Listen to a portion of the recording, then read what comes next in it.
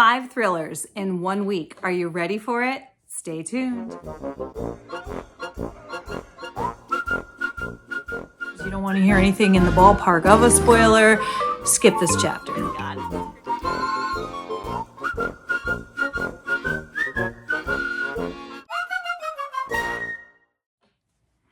Okay, so that was sort of clickbait. I'm sorry about that.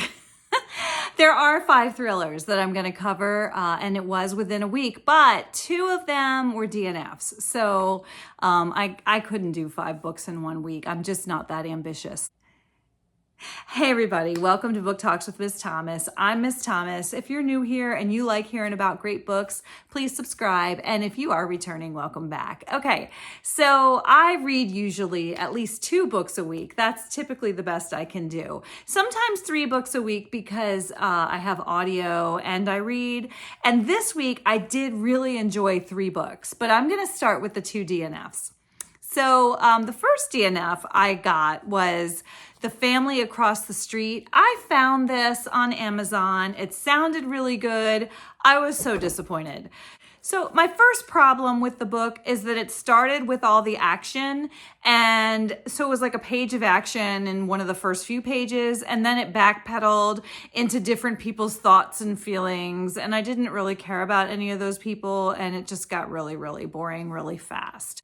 The book begins with the sound of a gunshot in this nice neighborhood. And there's all this like, oh, what's going on? And different neighbors trying to figure out what's happened. And this little old lady tells this other woman, get in the house.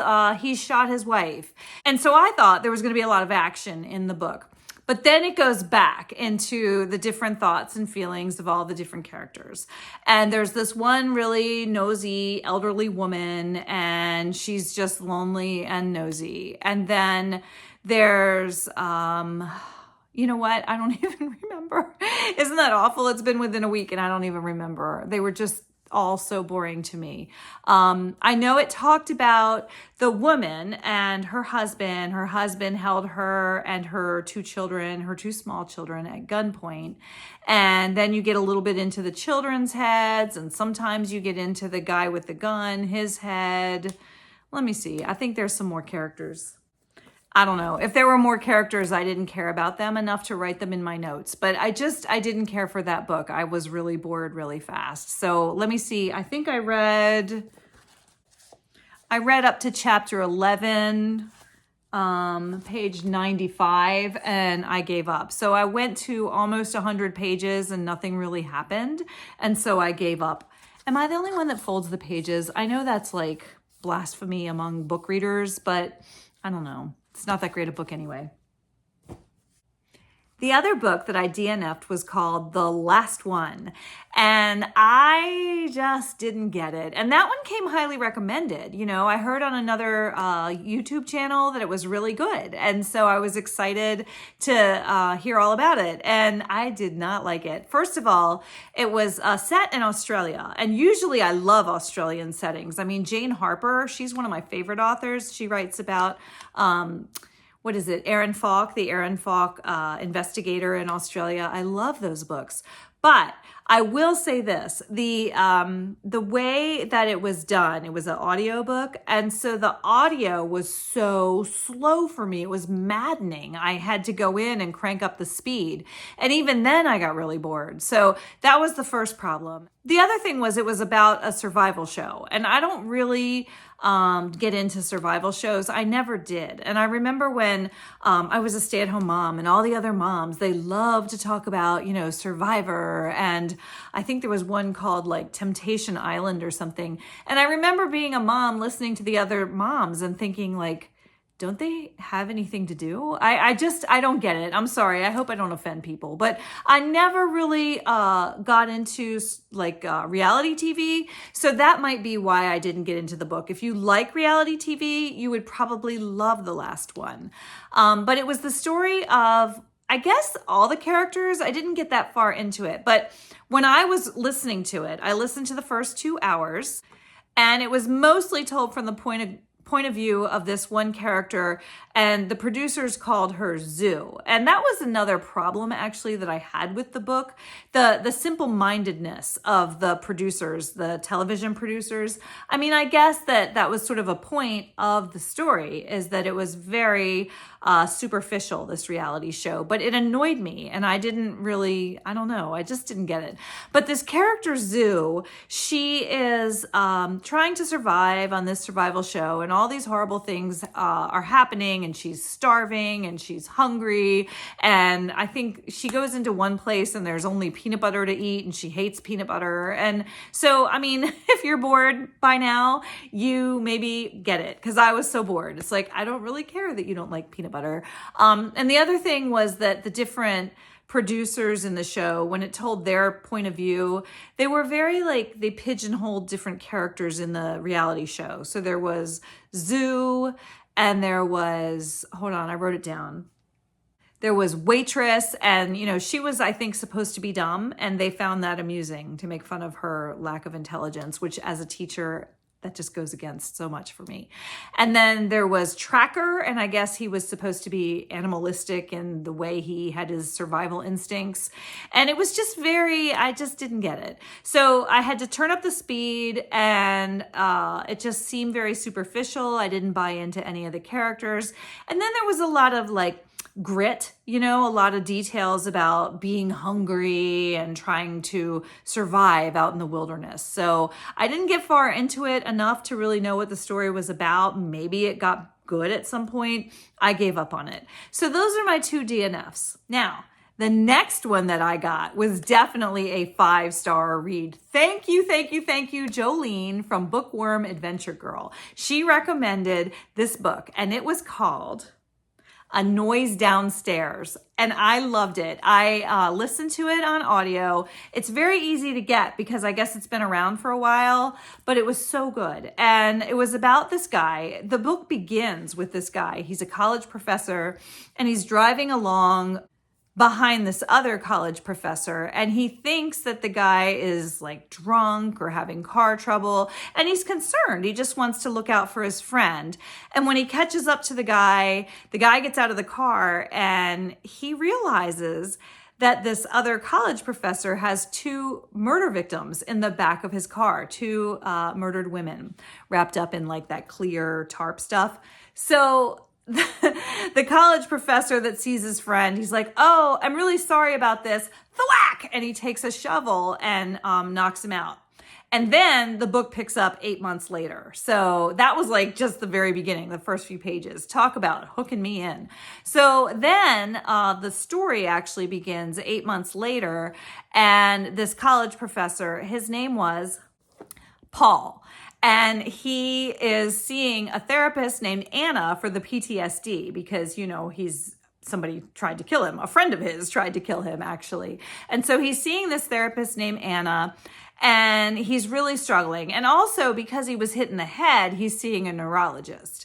So when his wife buys him a typewriter, a really old-fashioned typewriter, and he starts to hear it in the middle of the night, it wakes him up at night and he's hearing the typewriter.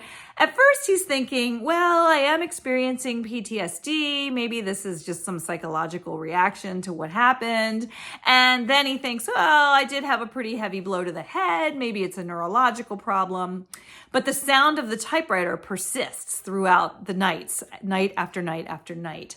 And the guy that attempted to kill him, the other professor, he murdered these 2 women. And before he killed them, he had them type letters of apology on an old-fashioned typewriter. So Paul begins to think that this typewriter is from that murder scene, from that crime scene, and that the women who were murdered are communicating with him through this typewriter. And so he starts getting typewritten notes that seem to be from the women that were murdered. Now, if you know me at all, you know I don't like that kind of like supernatural horror type book. This is not that, okay? So he is struggling as a college professor. He's like, well, this doesn't make sense. Could this be what's happening? And then if there's a possible explanation, there is this other creepy guy who's a patient of Paul's therapist. his name, I think, hold on. His name is Gavin Hutchins, and he's this really weird guy that goes to see the same therapist Paul does, and he gets a hold of some of the files on her computer and harasses some of her patients. So I was thinking, well, maybe Gavin's behind it because he's definitely got a mean streak. But there's a couple other, oddballs in the story, and just there's some really twisty-turvy plot twist, and it was really good. I definitely recommend that one. I loved A Noise Downstairs. 5 stars. Race Against Time by Christy Barritt. I bought this on Thrift Books, and everybody on BookTube's talking about Christy Barritt, so I'm a little late to the Christy Barritt train, but the books that I have read, I've thoroughly enjoyed. So I bought one of these. It's an old book that she's written, but I'll tell you, this one I read in one day. So as far as my 3 books within a week, no problem. I read this one within one day. I listened to A Noise Downstairs within 2 or 3 days. And then the other one was a win or two that I'm going to tell you about last. But this one begins with this mom named Madison, and she takes her preschooler to preschool, and she comes home and she hears this ticking of like a timer, and she's looking around to figure out where that sound is coming from. And she goes in the bathroom and she finds that it's an egg timer that's ticking, and then there's a killer in her house, and he grabs her and attacks her, and she starts screaming for help.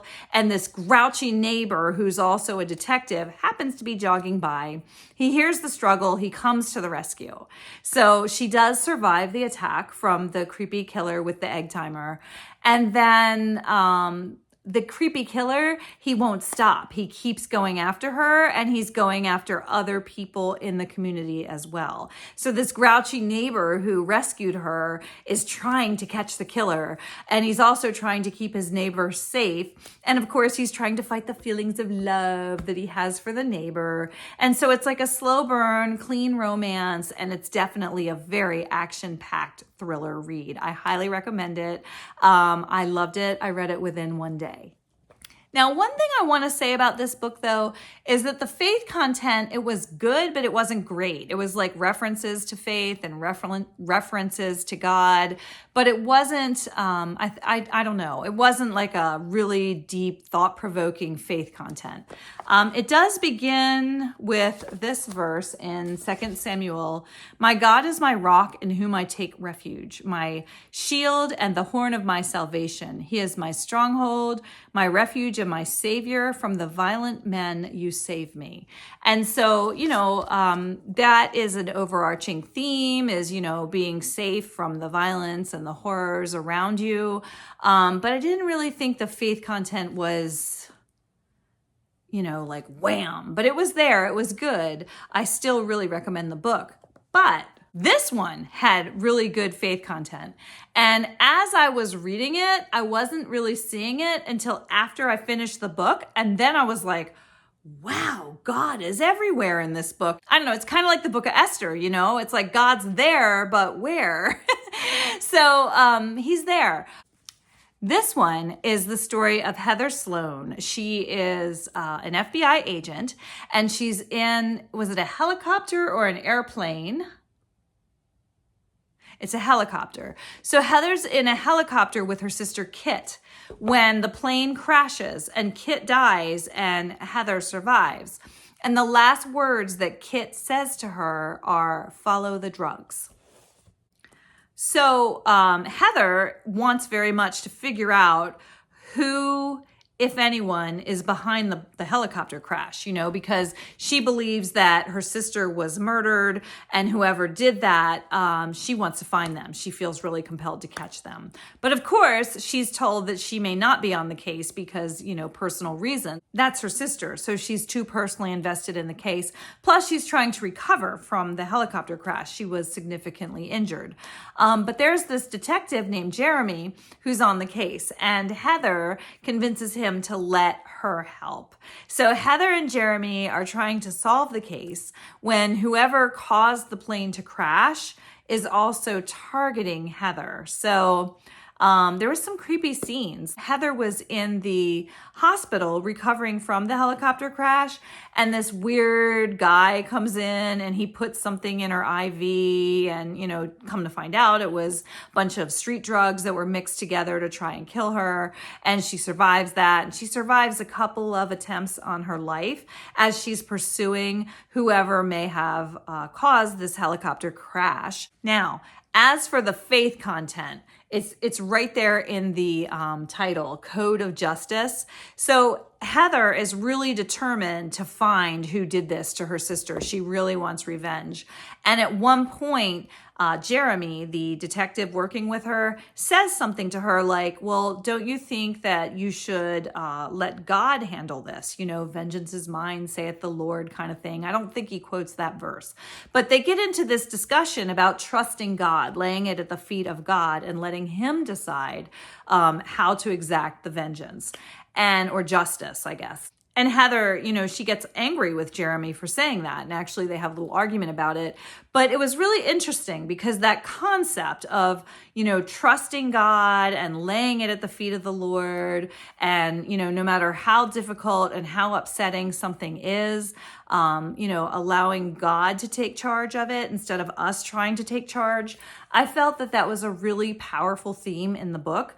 And even though the faith content wasn't stated throughout the book, I definitely, when I finished that book, I thought, yeah, I could definitely see the importance of letting go and letting God. And actually, that's something that I'm dealing with in my personal life right now without getting too specific. You know, there's something that I really want to go after and fix. And I feel God telling me, I've got this. You need to lay it at my feet. You need to trust me. And I thought this book was just a wonderful reminder of that. So not only did I like this book, but it was something on a personal level that really blessed me and spoke to me. So those are my 5 books that I've read, the 5 thrillers. I recommend the last 3, the first 2, not so much.